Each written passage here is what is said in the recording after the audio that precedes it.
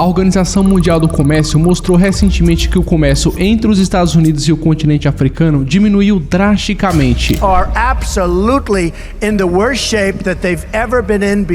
Há 20 anos, os Estados Unidos eram o maior parceiro comercial da maioria dos 54 países do continente africano. Em uma outra grande parte desses países, a União Europeia ficava sendo o maior parceiro comercial deles, enquanto a China tinha participação quase zero nessa época. Mas dos anos 2000 para cá, a China foi reorganizando seus peões nesse tabuleiro internacional, iniciou milhares de projetos envolvendo os países africanos na tentativa de conquistar o seu lugar no comércio e superou os Estados Unidos e a União Europeia como os maiores parceiros comerciais dos africanos. China-Africa Cooperation.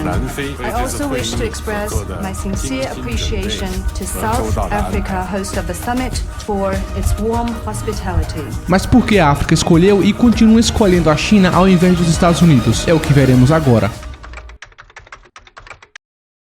Mas nesse momento eu quero aproveitar para pedir o seu like e a sua inscrição. Para você pode ser um gesto muito simples, mas para o reconhecimento do nosso trabalho é super importante. E talvez mais importante que isso é você pegar esse vídeo e encaminhar para algum amigo. Show? Então depois de me dar essa força, vamos continuar. Primeiro vamos enxergar como esses dois países são vistos pela África e como eles tratam os países africanos. Em dezembro passado, Joe Biden recebeu 49 chefes de estados africanos em Washington, capital dos Estados Unidos. E o principal objetivo dessa cúpula foi convencer os líderes africanos que os Estados Unidos são um parceiro comercial melhor do que a China. Observe aqui o erro do americano. Em vez de focar em fornecer investimentos para o continente africano e ajudar o povo africano a se desenvolver economicamente, o objetivo da cúpula nos Estados Unidos era convencer o povo africano que os Estados Unidos era bom e a China é ruim. It's always the United States setting the agenda, the United States setting the policies, and the United States telling the Africans about the policies.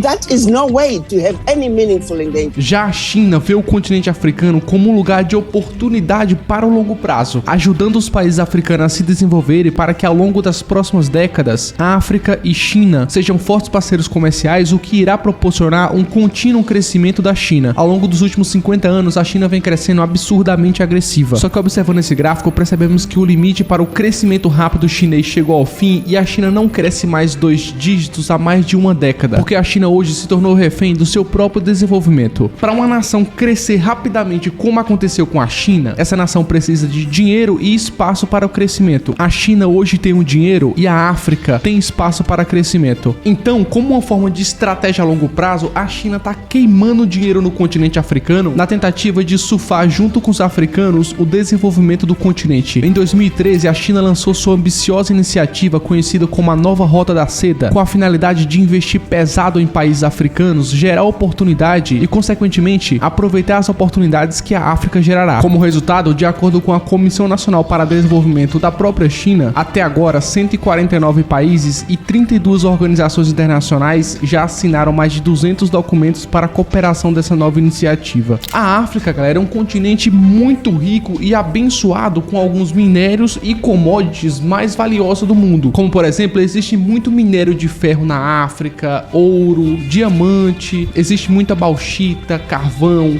petróleo e gás também, entre diversos outros minérios e commodities. E os Estados Unidos sempre tiveram um interesse estratégico nesses recursos, porém, aparentemente, os chefes de estados africanos suspeitaram que o interesse dos americanos eram apenas nos recursos mesmo, e não no desenvolvimento do povo africano. Enquanto a China também demonstrou o interesse dos recursos africanos, mas diferente dos Estados Unidos, também demonstrou o interesse em construir uma relação mais sólida com a África, investindo bilhões de dólares em infraestrutura para que os africanos se desenvolvessem e, consequentemente, continuassem cada vez mais fortalecendo o comércio bilateral com a China, aumentando a cadeia produtiva da África para que os dois lados pudessem ganhar. De um lado, abre uma porta para a China continuar mantendo seu crescimento agressivo ao longo dos próximos anos, e do outro lado, o continente africano se industrializa, melhorando a qualidade de vida do povo africano. Enquanto os Estados Unidos estão preocupados em criar narrativa e sustentar seus argumentos de que a China é um problema no continente africano, falando que é um risco à democracia, que os chineses precisam sair da região e etc., a China saiu investindo na construção de 100 mil quilômetros de estradas africanas, 10 mil quilômetros de ferrovias, mais de 1000 pontes ligando pontos estratégicos entre os países africanos, construindo 100 portos e dezenas de hospitais e escolas na África. E em efeito colateral, a percepção de muitos africanos em relação aos chineses começou a mudar, porque agora eles podem ver os resultados tangíveis em seu próprio continente. E talvez essa essa seja a principal diferença entre os Estados Unidos e a China em relação à África. Os líderes chineses não sentam e criam estratégicas sobre como parar os Estados Unidos na África. A China simplesmente lançou seus próprios planos para conquistar sua participação no mercado. Com isso, o comércio da China com a África atingiu 261 bilhões de dólares, uma quantia quase 5 vezes maior em comparação ao que os Estados Unidos negociaram com a África. E uma estatística que é ainda mais importante para o longo prazo é uma pesquisa recente feita pela Fundação IFF, que inclusive foi publicada pela Bloomberg, uma mídia americana e uma das maiores mídias do mundo, e essa pesquisa constatou que 76% dos jovens africanos acreditam que a China é o parceiro mais importante para o sucesso do futuro africano, o que mostra um fracasso da estratégia americana de induzir a mídia africana que a China não é boa. Agora, quando olhamos com mais detalhes nessa relação entre China e África para entender por que desse alto nível de aprovação, vemos centenas de obras de infraestruturas indispensáveis para o desenvolvimento de um país sendo feita por uma velocidade absurda pelos chineses. Por exemplo, a ferrovia de 260 km